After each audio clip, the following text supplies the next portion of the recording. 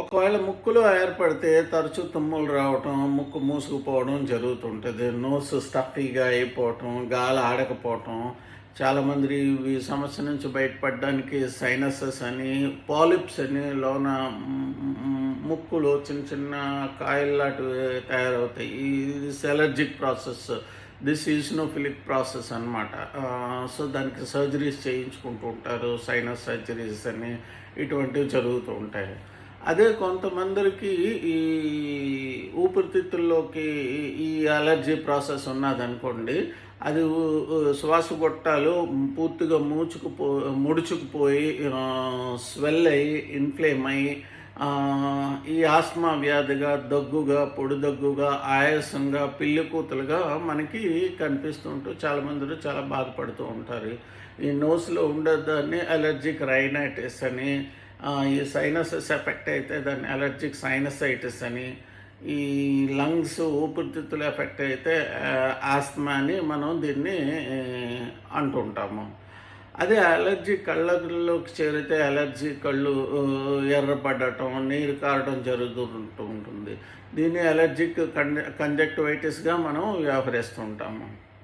అదే చర్మం మీద అయితే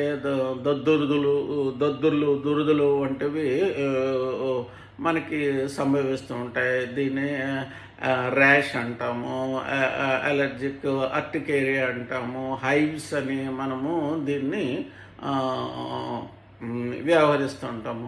మరికొందరిలో ఈ అలర్జీ అతి తీవ్రంగా సిమ్టమ్స్ చూపించవచ్చు. వీటితో పాటు ఫేస్ వాపు రావటం, అదే పెదాలు, కళ్ళు, ముక్కు, ఈ అప్పర్ రెస్పిరేటరీ ట్రాక్ట్ ఇప్పుడు ఇక్కడ వరకు కూడా అది స్వెల్ అయిపోయి ఒక్కసారి విపరీతంగా స్వెల్ అయిపోయి అది స్ట్రైడర్గా కూడా కొన్ని చాలా హానికరమైన హైలీ అలర్జిక్ కొన్ని సబ్స్టెన్సెస్ మూలాన్ని ఈ యాంజియోఎడిమా అంటాము. అది ప్రమాదం కావచ్చు, సడన్గా ఎమర్జెన్సీ కావచ్చు, దానికి అత్యవసర వైద్యం అవసరం పడవచ్చు. సో ఈ రకంగా అలర్జీ ఇది ప్రమాదకరమా అంటే అలర్జీ మొదట ఒక అవయవంలో స్టార్ట్ కావచ్చు, స్కిన్లో స్టార్ట్ కావచ్చు, వేరే నోస్లో స్టార్ట్ కావచ్చు, సైనస్లో స్టార్ట్ కావచ్చు, ఐలో మొదట కనిపించవచ్చు. తద్వారా ఇతర ఆర్గన్స్లో కూడా మనకు